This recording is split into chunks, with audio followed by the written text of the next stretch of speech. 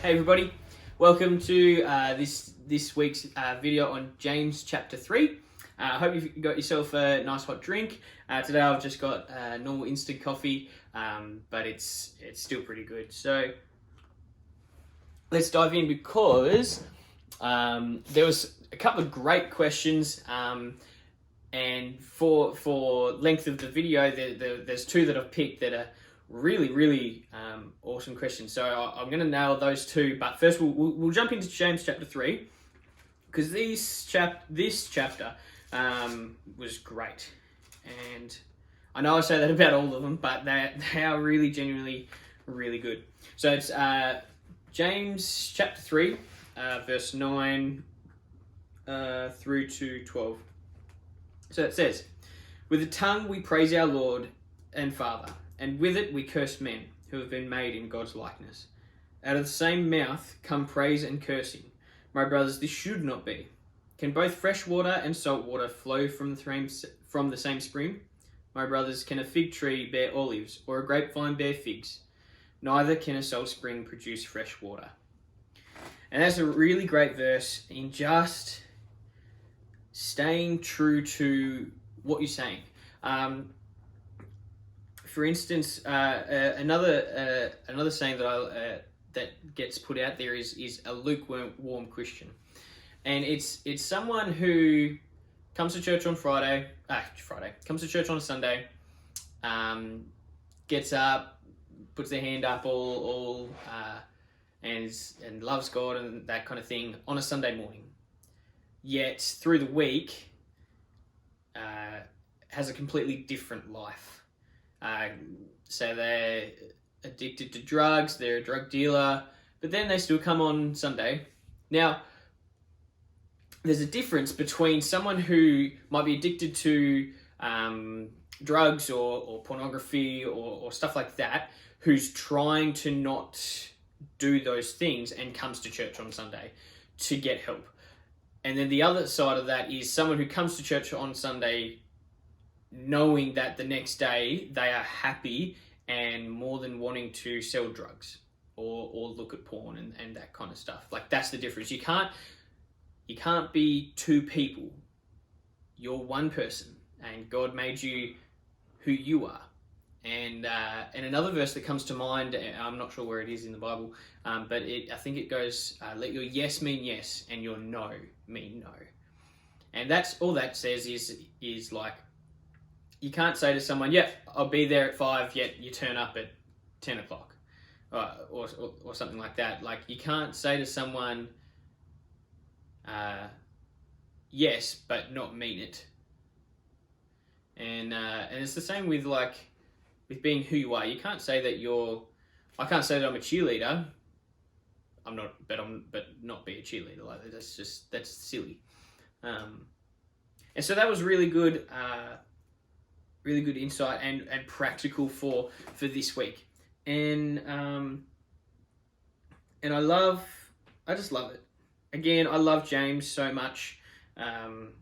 It's so practical, and there's just so many things that you can take out of it. Like, there's some other things that I underlined, but for the length of the video, I want to get onto the questions. But definitely take more stuff out of chapter 3 because there's some really great stuff. So yes, that's James chapter 3, and the questions, I had to write them down. So first question was, if you did something and you know it's wrong and that you shouldn't have done it, but you don't regret doing it, what would I do? And when I got that question, I was like, whew, that's a really great question. And took me a while to come up with an answer. And I think I came up with, it depends, because you gotta figure out what the context is. Like, there's so many different answers for different things. Like, say you're on a budget and you're trying to buy clothes online, you know it's wrong, but when it comes in the mail, you're like, nah, I didn't regret that at all, but now you've got less money. then, or there's the flip side, not so much the flip side to that, but there's the other extreme where you might have been drunk one night and had a one night stand, but you don't regret that. But you knew that that was probably not the best thing to do. So there's definitely many variables. So I'm going to tackle two.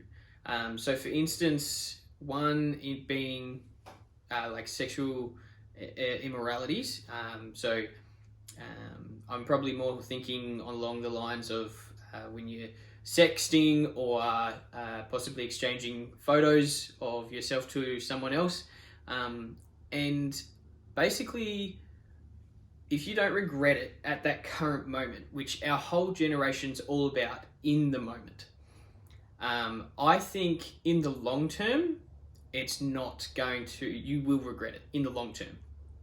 So basically, I looked at it from the thing that you do is a seed, and it depends where then you plant the seed.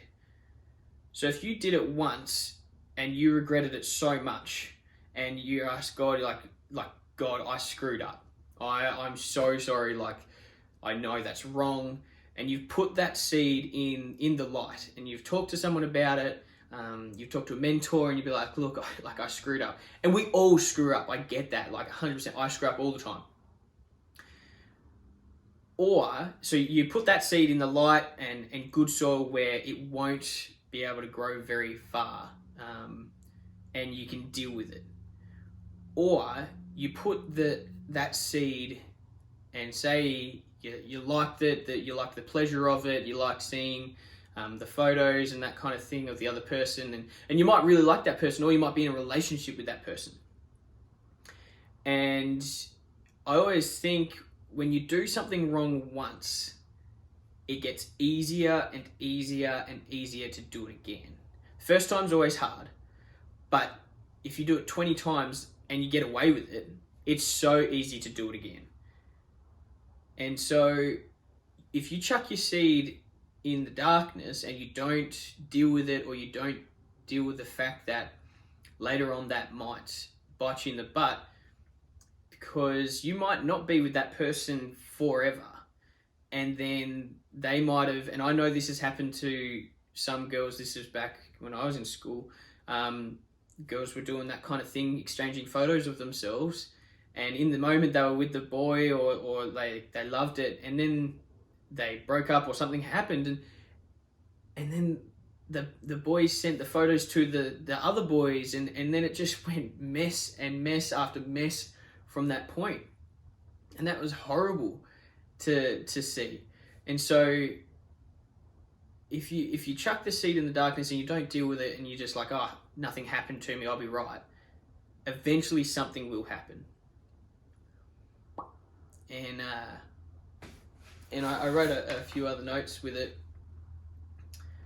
And say, so that was going from the sexual immoralities, and say you got drunk once and everything was fine and nothing bad happened. And so you're like, oh, I don't regret that. I had a lot of fun and it was great to be with my friends. So the next weekend you do the same thing. Again, yeah, had a great time. You got drunk, nothing bad happened. And you might do that. So and you're like, oh, nothing can touch me. Sorry, I got the hiccups all of a sudden. But then one night you had too much to drink, and you got behind the wheel of a car and you started driving and you crash. And that was all because you loved it, you didn't regret it, you thought, oh yeah, I can get away with it. You put that seed and it grew into something horrible. And then once that happened, when you got that car crash, you might have broken your friend's back because they weren't wearing a seatbelt. I don't know. Like I'm putting a picture in it. Like I think eventually you will regret it. And just to know one more in sex before marriage creates a foundation, whether you marry them or not, and whether they're the only one that you had sex with, but you had sex before marriage, it creates a foundation of your marriage which is not Christ-centered. There will be a time in marriage where you don't want to have sex with the other person, or you don't want to do those things because you might be in a bit of a stick. And because the foundation is all upon the physical pleasure, and you identify that the person loves you because of the physical intimacy that you have, when you don't have that in marriage, you then don't feel loved.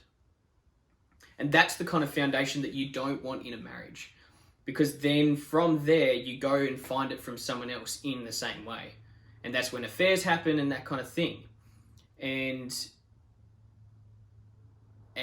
like that's an extreme, and I get there might be some teenage viewers, but you need to know that like that stuff happens.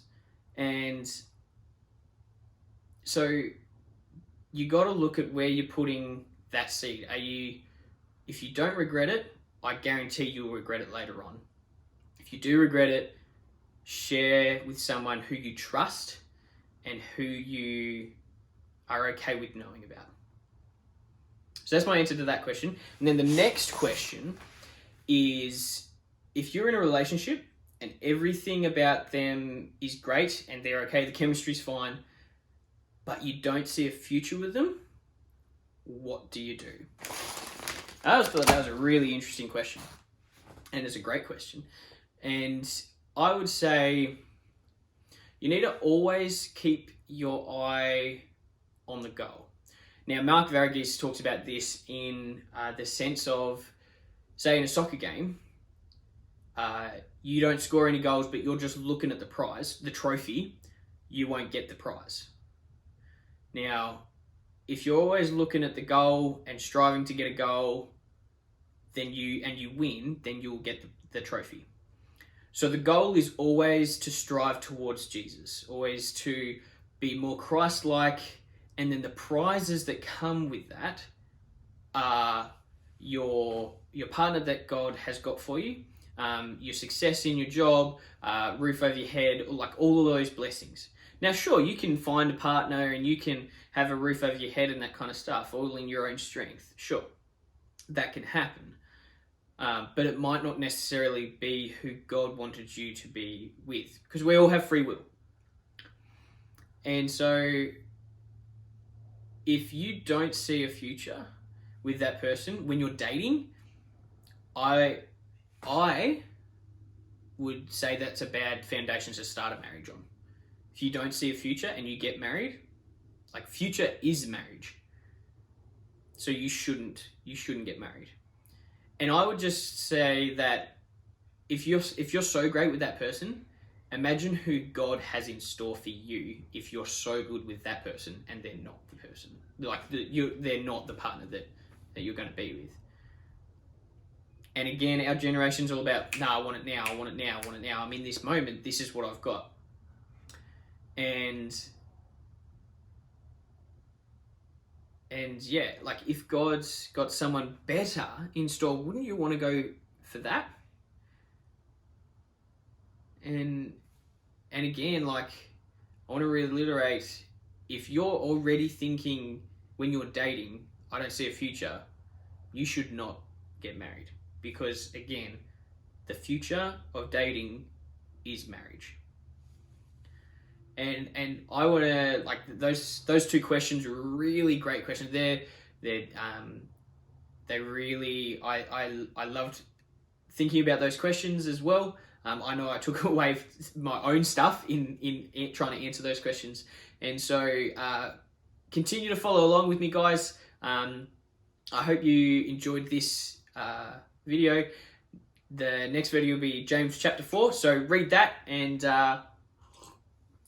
that'll come up on Wednesday. Tomorrow I'll probably put on Instagram a time to ask me some questions, and ask me anything, honestly.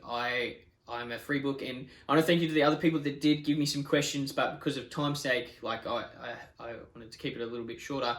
But thank you to those people who did give me questions. Keep them rolling through. And yeah, so my Instagram's c.j_dyer. Go follow me on there and put the question on there, or write a comment in YouTube on the channel as well. So go be a blessing to someone else, and I hope you have a great week, start of the week. Peace out.